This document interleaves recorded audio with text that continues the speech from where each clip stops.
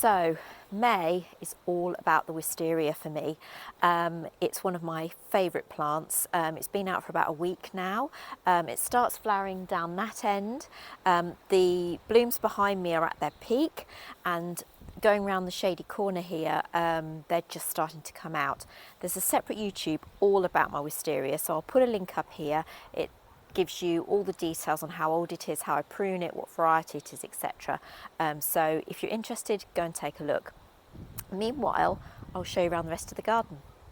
So starting looking out from my patio, the pond is in the corner there. We're having a little bit of trouble with the pond because the pump needs replacing. I've actually got a new pump, but it's not looking great over there because it just keeps stopping. So I won't take you over and show you the pond area until next month. But the tulips, these tulips have been amazing, and I don't know what variety they are because I threw the packets away when I planted them and I don't know, so it's a shame. But they have been amazing. We've got 2 pots here and they're still going now, and we're getting towards the end of May. I've actually trimmed my box hedge here and also my old olive, so I'm going to take you back because I did a little bit of footage of that, so I'll show it to you now.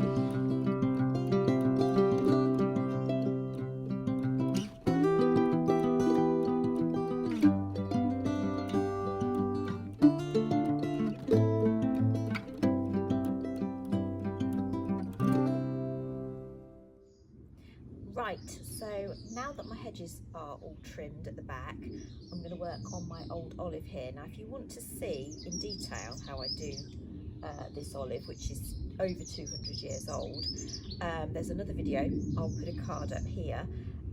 It shows exactly how I trim it. Now, this is not for olive production. This is just for aesthetics and to make the tree grow nice and bushy, because they have a tendency to grow very spindly if you just leave them, which is an option if you like that look. So yeah, go over and watch that video. Otherwise, I'll get on and trim it.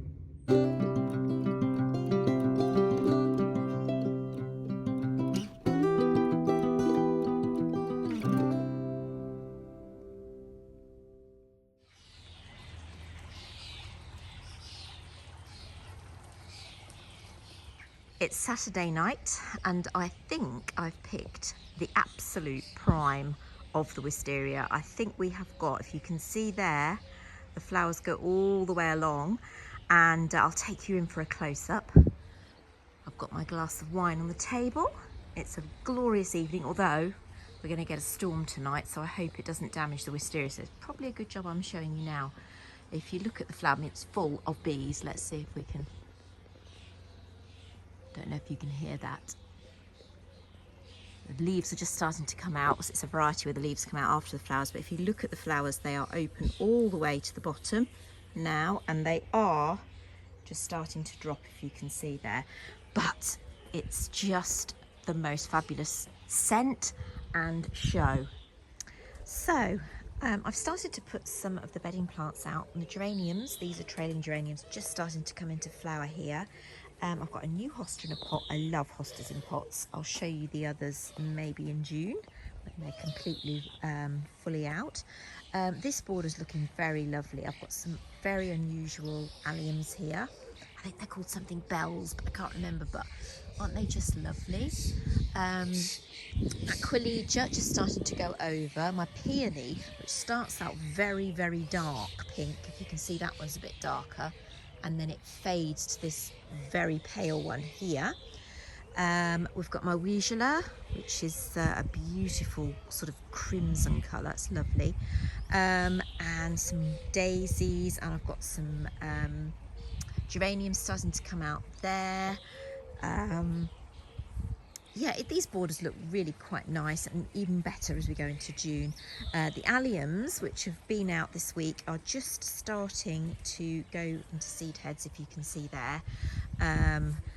But, oh, my freaking daisies have shut. They usually open when it's sunny, but I've left it too late. I'll take you up to the top border and show you the fountain border up there.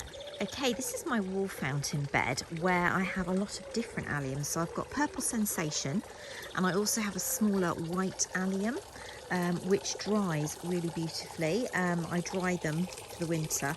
I think this is Libertia grandiflora. I may have got that wrong. I'll double check and put it in the description box.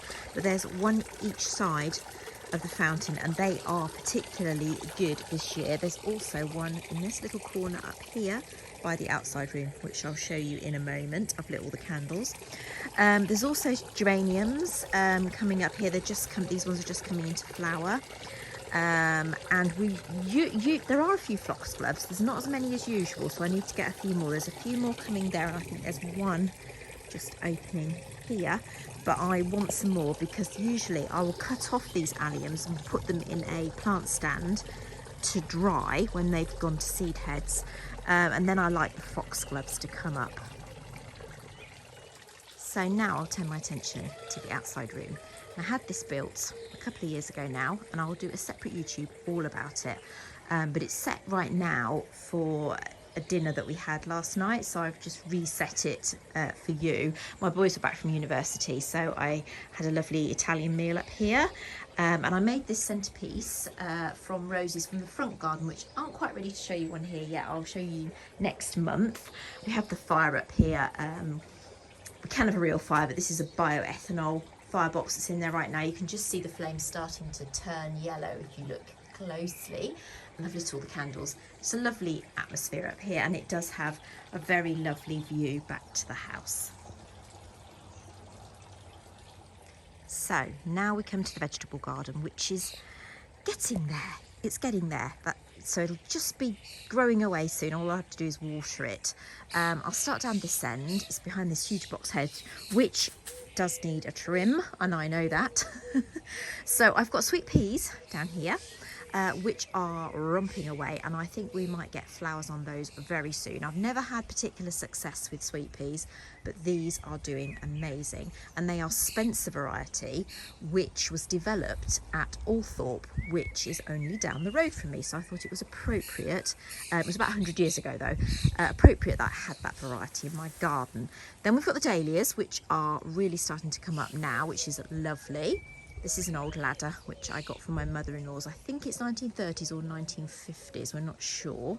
I love to have baskets on the walls. I love these old walls, by the way. They just are such a treasure because you can't create old walls like this. They're just such an asset to my garden for many reasons, not just because they look amazing, but because they create like a microclimate. So when it's been a sunny day, they will give that heat back off, so your garden is always a bit warmer than all the gardens around you, which is amazing, and it also protects against the wind. I've got strawberries there, you can see they're loaded, a little blueberry at the back. We've got 2 blackcurrant bushes, which I put in last year, so we may get some blackcurrants this year, and a red currant here, which is very prolific. There's absolutely loads on there. And before you ask, I don't have a problem with the birds eating them. I don't know why, but I don't have a problem. Now we've got my everlasting sweet pea here, which, to be honest, is a bit big for where it is, but I don't want to let it just run wild in the rest of the garden. Gate needs painting. It's a new gate, needs paint. Empty pots ready for more bedding to go into. We've got here on this side, we have these are French beans, which are purple French beans. I've never tried them before, and yeah, they don't grow as tall as runner beans, so hopefully they'll be okay. And then we come to my courgettes with my very strange watering system, which I'll quickly explain to you. So my father-in-law taught me this. So I've buried pots next to each plant. You pour the water directly into the pot, which then, so the water doesn't evaporate, it goes straight to the roots of the courgette. I don't know if it makes any difference or not, but I do it anyway because that's how I've been taught. Got a very old grapevine, which is just coming into leaf on this wall. I have to get rid of this bit of ivy, because if you just leave ivy, it will take over. Now I've had to put a little stepping stone here to my tap because I very badly designed this so that you can't actually get to the tap when all the courgettes grow up. So I've put a little step there so that I've got a little pathway through. Now I'll show you the greenhouse. So, quick sweep past the chickens, into the greenhouse. This is my topiary squirrel, which just had a trim, and he also has lights on, which come on automatically. The tomatoes are doing amazing. We've only got 5. They're each a different variety, but they're about 3 to 4 foot tall. Yeah, 3.5 foot. and they're covered in flowers, and we've even got baby tomatoes on the bottom of a couple of them. I water from the bottom and feed from the top. In fact, there is a YouTube all about my greenhouse. I'll put a card up last May, I think. So if you want to know in detail how I do my tomatoes, that's on there. I've got some very sickly looking rocket. I don't know what's going on with that. And then my cucumbers, which are doing really well this year. I only put them in a week ago and they were about a third of this size, and they've grown that much in a week. So they will grow up and I will sort of spiral them around, and they're mini cucumbers, so they're only about that long, and they will hang down off this little obelisk. So coming to the other side, I've got some cut and come again lettuce coming up there. These are aubergines, which usually take quite a long time to germinate, but these actually did germinate quite quickly and desperately need potting on. And then I've got sunflowers here, so I've got 2 different varieties there and a variety here, which also desperately need potting on. I'll just introduce you quickly to my hens, who've been in their own sort of lockdown recently because of avian flu, but they are now able to wander around the garden. And I actually have 2 new ones because I lost one. Oh, I can't remember how long ago, possibly 6 months, maybe a little bit longer. So the white one is the original. She doesn't lay anymore because they're about 6-7 years old. And this grey one, who does lay quite a lot actually, probably every other day. And then these 2, this is a Colombian blacktail. And what are you, lady? I can't remember what you are. She's got hairy feet. Anyway, let me zoom in a little bit. There you are. Can you see her hairy feet? She lays very dark brown eggs with little speckles on, and then the Colombian blacktail here, you can see the little tip of her tail is black. She lays very pale brown eggs.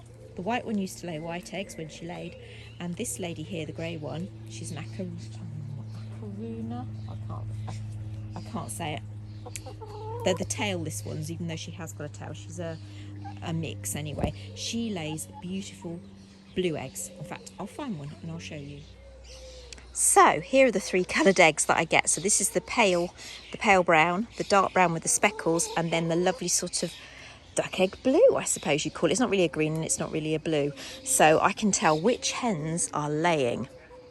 Now, it's a beautiful, beautiful evening. I'll come back in June and I'll do a proper garden tour for you. My husband's got a week off work and the garden will look absolutely tip-top in June.